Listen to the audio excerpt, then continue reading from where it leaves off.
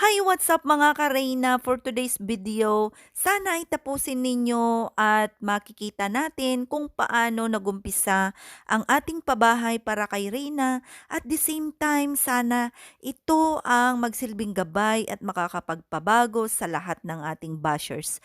Tapusin po ang video na ito at paki-like and share upang sa ganun ay spread lang po natin ang good news dito po sa community ni Reyna. Salamat sa mga bago nating subscribers at mga magsusubscribe pa. Pakipindot po ang notification bell para updated po kayo sa susunod po nating mga video.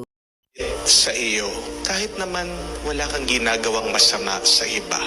Bakit merong taong ayaw sa atin, ngayong wala naman tayong kasalanan sa kanila? Ito po ang tandaan nyo. Kung wala kang kaaway, ibig sabihin, hindi ka pa ganon kahalaga. Kung walang natatakot sa iyo, ibig sabihin, hindi ka malakas at wala kang kapangyarihan. Amen? Kung hindi ka pinagchichismisan ng iba, ibig sabihin, hindi ka bukod tangi. Kung pinagchichismisan ka, ang ibig sabihin, gwapo ka at maganda ka kesa sa kanila. Kung may nagbabato sa iyo, ibig sabihin, mabunga ang buhay mo. Kung may nagsasamantala sa iyo, ibig sabihin, may kayamanan ka. Kung may nagbababa sa iyo, ibig sabihin, umaangat ka sa buhay. Kung may nagsasantabi sa iyo, ibig sabihin, natatakot sila sa iyo. Kung sinisiraan ka ng iba, ibig sabihin, sikat ka. Kung minamaliit ka ng iba, ibig sabihin, nasasapawan mo sila. Hindi ka sisiraan ng isang tao kung sira ka na. Sinisiraan ka ng iba dahil may mabuti kang ginagawa. Kapag hinahanapan ka ng mali ng iba, ito ay dahil may tama kang ginagawa. Bakit may galit sa iyo kahit wala ka namang masamang ginagawa? Ito ay dahil may masama sa kanilang isip at puso. Kasi kung mabuti ang nasa isip at puso ng iba, ang makikita nila sa kanilang kapaligiran, sa lahat ng kanilang nakakasalamuha, ay mabuti. Kung mabuti lang ang laman ng ating mga isip at puso, makikita din natin ang grasya, ang milagro ng Diyos na nangyayari araw-araw sa ating buhay. Remember that, my dear friends. You can never experience the grace and the miracle of God if you have a negative mind and if you have negativities or evil in your heart. Bakit kaya ang nakikita palagi ng mga Pariseo, mga nakakatandang Hudyo sa ginagawa ni Jesus ay masama? Ngayon, siya na nga ang tumutulong, siya na nga gumagawa ng mabuti, pero bakit palaging galit sila sa Kanya? Gusto pa nga nilang patayin ang ating Panginoon. Dahil ba lumalabag ang ating Panginoon sa batas na galing daw sa Diyos? Maaari, pero may mas malalim pang dahilan kaysa doon. Galit sila kay Jesus dahil puno ng masama ang kanilang isip at puso. Nakikita nila na threat kasi ang Panginoon sa kanila. May pride ang mga Pariseo. Ayaw nilang nasasapawan sila. Hindi nila matanggap kasi ng isang simpleng karpentero nang galing sa isang baryo ng Nazaret ay may kapangyarihang magpagaling, ay napakagaling na magsalita at magturo sa mga tao na siya lang ang gusto nilang pinakikinggan. Natatakot ang mga Pariseo sa kanya kasi nakakagawa siya ng himala at ng milagro.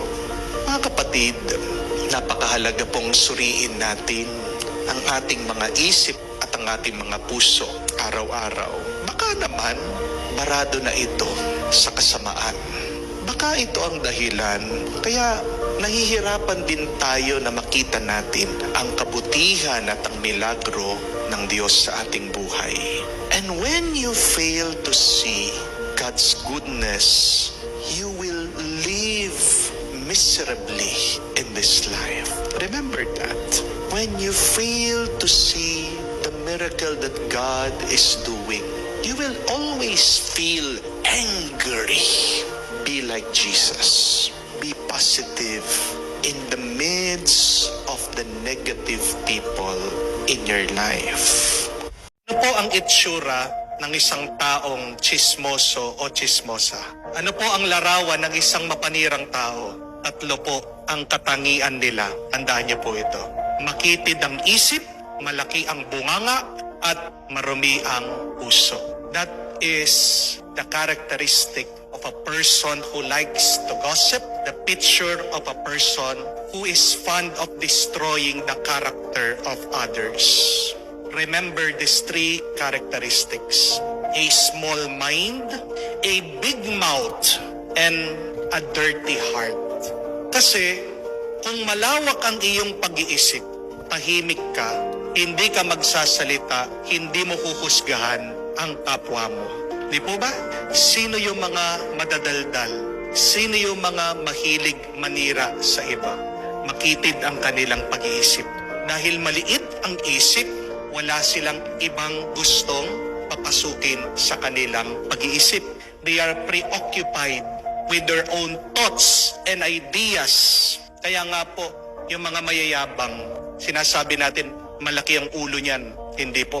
Ang mayabang, kahit na malaki yung ulo, maliit ang utak. Di po ba?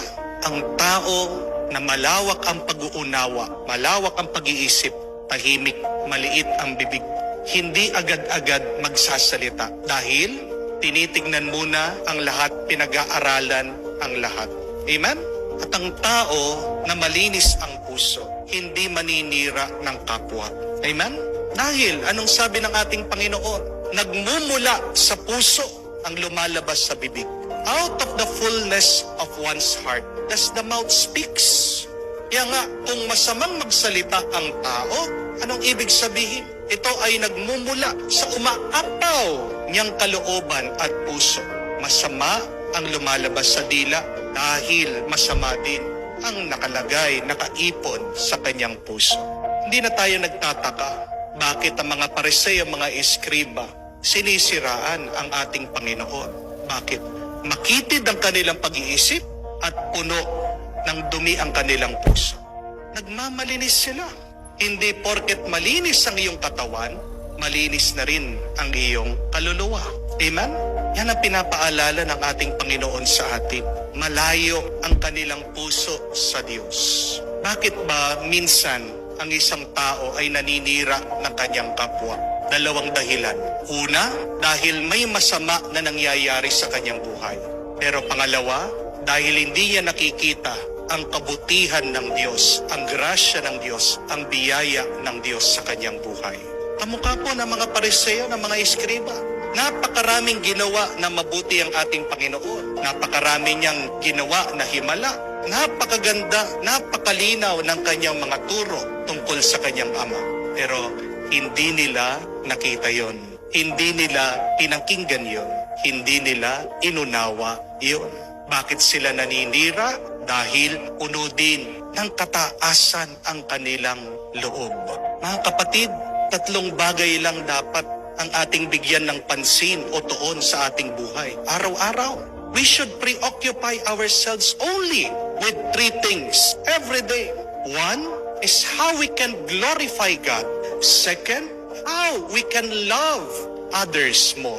And third, how we can improve better ourselves.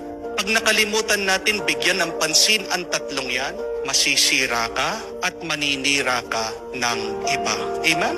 Napakaganda po nung turo ni San Martin de Porres. Tandaan po natin ito. Sabi po nitong banal, compassion is better than cleanliness. We should choose compassion rather than being clean.